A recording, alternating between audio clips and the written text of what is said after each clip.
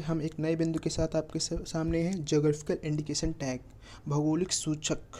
तो क्या होता है ये देखिए, आपका ये लोगो है आपका, और इसमें नीचे इसका टैगलाइन क्या है, अतुल्य भारत की अमूल्य निधि, यानी invaluable treasures of incredible India. ये भी प्रश्न पूछा जा सकता है, आपको ध्यान देना है। तो हम सबसे पहले जानेंगे चर्चा में क्यों है जीआई टैग। हाल ही में मणिपुरी ब्लैक राइस, जिसको चखाओ भी बोलते हैं, और गोरखपुरी टेराकोटा को दिया गया है जीआई टैग। तो टेराकोटा क्या होता है, कोई भी मिट्टी का बना हुआ आकृति, उसके बाद उसे आग में पका दिया जाए तो जो दृढ़ रूप पकड़ लेती है उसे ही टेराकोटा बोलते हैं। तो अब हम जानेंगे क्या होता है जीआई टैग। यह किसी वस्तु का उसके भौगोलिक परिवेश में उत्पत्ति होने का प्रतीक है, जिसकी वजह से उसमें विशेष गुण तथा ख्याति प्राप्त होती है।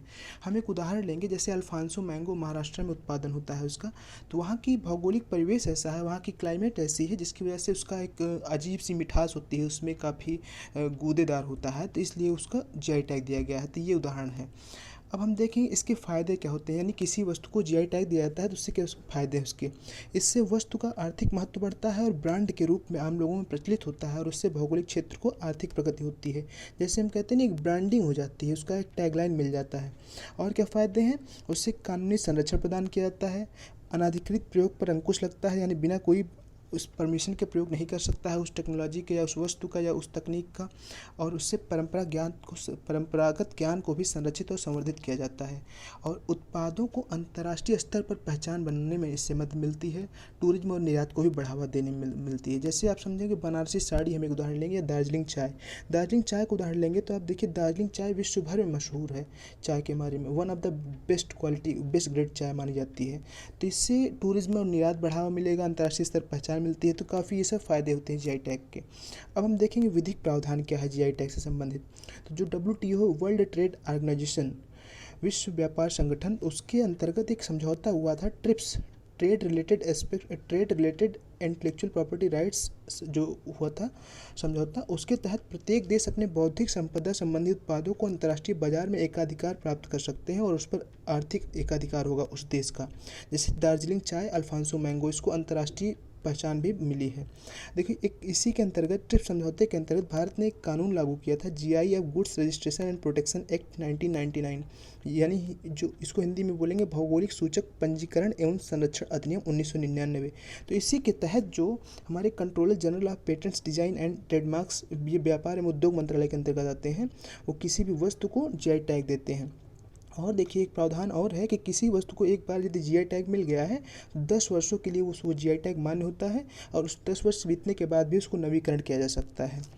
अब देखेंगे भारत के प्रमुख जीआई टैग कौन से हैं। तो जैसे हम इसमें देखते हैं, गोविंद भोग चावल, ये पश्चिम बंगाल को मिला है, यानी कि उस राज्य को मिला है, तो इस राज्य का इस पर एकाधिकार है, यानी कि गोविंद भोग चावल इस ब्रांड से दूसरा कोई व्यक्ति नहीं इसका आर्थिक उपयोग नहीं कर सकता है।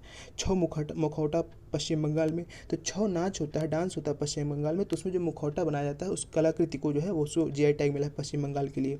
रसगुल्ला पश्चिम बंगाल के लिए, सिरसी सुपारी कर्नाटक के लिए, बनारसी साड़ी बनारस यानी उत्तर प्रदेश में, बोक्सोल चावल असम के लिए, कड़कनाथ चिकन मध्य प्रदेश के लिए, वारंगल की दरी तेलंगाना के लिए, कुर्ग अरेबिका कॉफ़ी कर्नाटक के लिए, रोबस्टा कॉफ़ी केरल के लिए, अराकू कॉफ़ी आंध्र प्रदेश के लिए, कंधामल हल्दी उड़ीसा के लिए, इरोड हल्दी तमिलनाडु के लिए, सांगली हल्दी महाराष्ट्र के लिए, अल्फांसो आम महाराष्ट्र के लिए, कुल्लू शाल हिमाचल प्रदेश के लिए, सिल्क साड़ी तमिलनाडु के लिए, मायूर गुड़ केरल के लिए, वृक्ष नीलांबर टिक केरल के लिए, शाही लीची बिहार के लिए, माघी पान बिहार के लिए, पोक्काली चावल केरल के लिए, लखनऊ चिकनकारी उत्तर प्रदेश के लिए, डिंडीगुल ताला तमिलनाडु के लिए, और कंदागी साड़ी तमिलनाडु के लिए।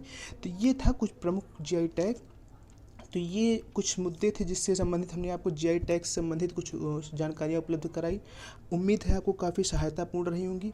और जैसे कि हम बता भी दें आपको, तो काफ़ी प्रश्न इससे आते हैं जीआई टैग से सीधे। जैसे आपका पहला प्रश्न इसी से आ सकता है, इसके लोगो संबंधित, और उसके बाद किस प्रदेश को कौन सा जीआई टैग मिला है, ये चीज़ आपको याद करने की आवश्यकता है, पूछ लिया जाता है कभी कभी। बहुत बहुत धन्यवाद आपका। यूपीएससी मैनिया में आपका धन्यवाद।